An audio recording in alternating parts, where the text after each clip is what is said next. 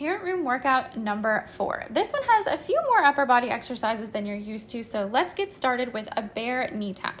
Let your knees hover off the mat, holding your hips steady. As you take your right hand, tap your left knee, left hand, right knee. If you need to work up to holding yourself in this position, lift and lower between each rep.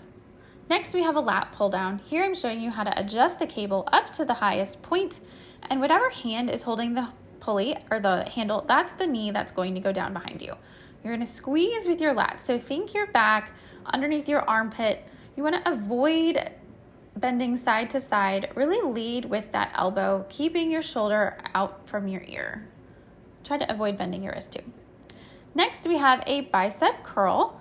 Tuck your elbows in tight as you curl the weight up towards your shoulders and control it down. For an added challenge, I'm standing on the BOSU, which just really challenges your balance. But of course, you can always do this on the floor. If you find yourself having to lean back or shrug your shoulders, your weight is too heavy for today. Next, we have a tricep kickback, which I'm showing you here with both knees on the floor. If you want to take it up a notch, float the opposite leg behind you from your working arm. And again, basic tricep kickback. Avoid dipping and twisting. Keep your shoulder out of your ear. Lead with your pinky to straighten your elbow.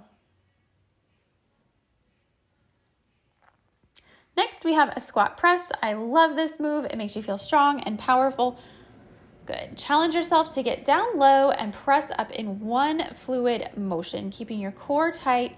Avoid arching back.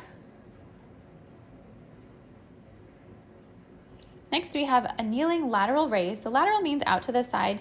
Hold the weight and put that knee down. That'll help give you some balance and support.